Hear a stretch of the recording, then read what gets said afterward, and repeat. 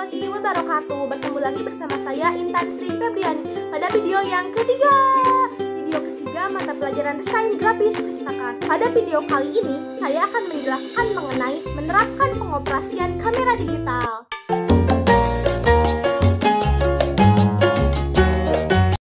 Oke, pembahasan yang pertama. Pada sebuah kamera digital terdapat 12 bagian penting. Yang pertama yang akan saya sebutkan yaitu body. Pada sebuah kamera digital yaitu terdapat sebuah body, di mana semua komponen-komponen penting hampir semua terdapat pada body. Misalnya tombol-tombol pengatur serta terdapat sebuah ulir dudukan yang akan menyimpan kamera pada tripod. Yang kedua, lensa. Komponen lensa ini terpisah dengan body. Lensa ini memiliki peranan penting untuk menghasilkan sebuah gambar yang menarik.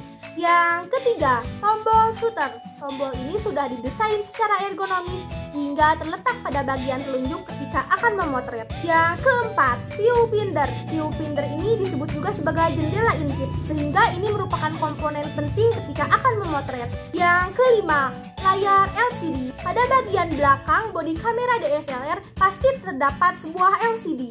Yang keenam, baterai.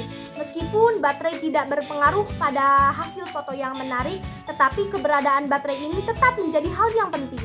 Yang ketujuh, tombol on off. Tombol ini berfungsi untuk menghidupkan serta mematikan kamera.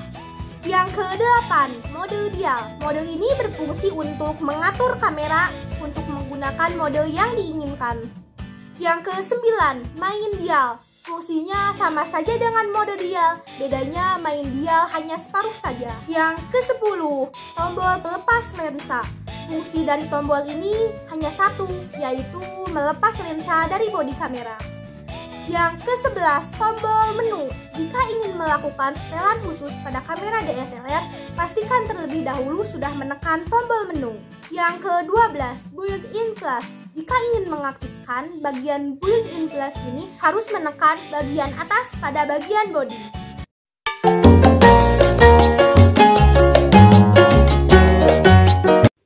Pembahasan kedua, prinsip kerja kamera digital. Prinsip kerja dari kamera digital ini yaitu menangkap gambar dari suatu objek lalu dibiaskan melalui lensa kepada sensor CDC yang hasilnya direkam kepada format digital ke dalam media simpan digital.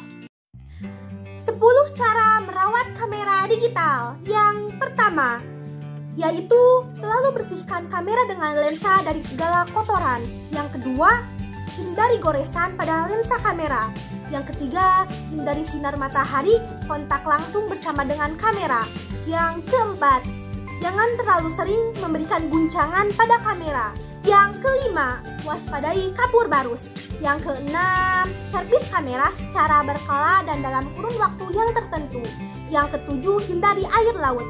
Yang kedelapan, jangan terlampau sering membersihkan lensa kamera. Ingat, segala sesuatu yang berlebihan itu tidak baik ya. Yang ke-9, jangan menyimpan kamera digital pada lemari pakaian.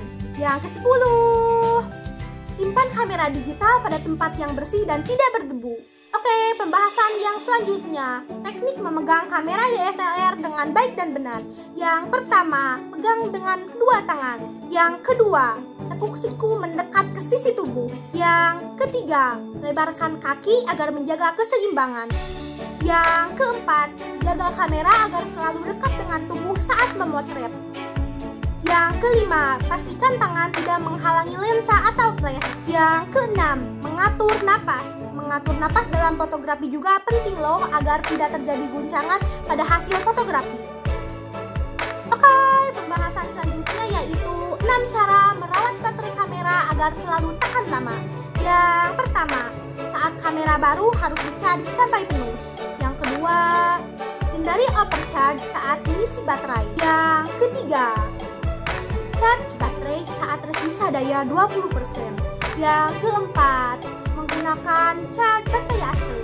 Kelima, lepas baterai saat kamera tidak digunakan. Yang keenam, hindari penyimpanan baterai di tempat yang terlalu dingin atau panas.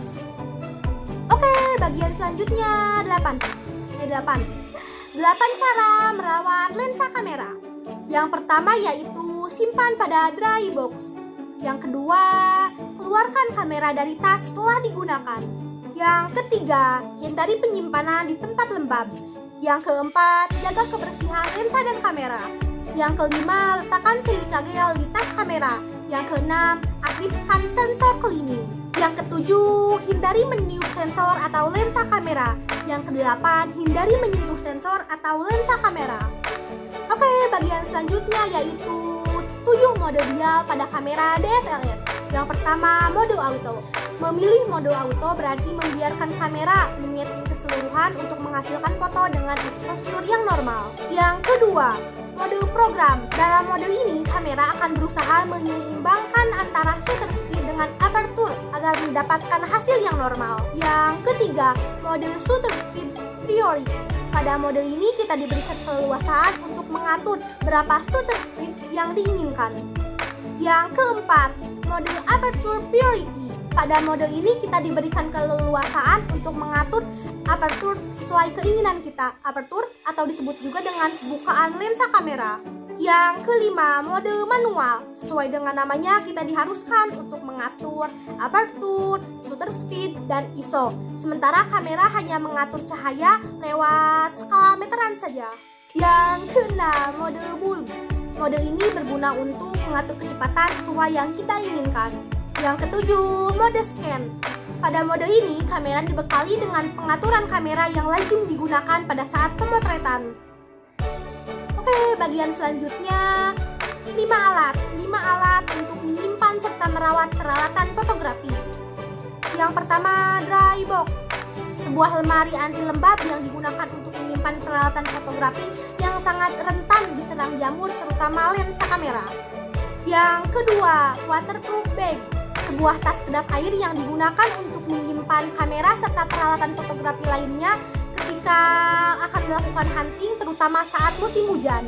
Yang ketiga, blower brush. Sebuah alat yang menyemburkan udara untuk membersihkan debu yang menempel pada kamera. Yang keempat, tisu lensa. Tisu ini khusus digunakan untuk membersihkan lensa pada kamera. Yang kelima, silika gel. Sebuah zat pengering yang digunakan untuk menangkal kelembaban.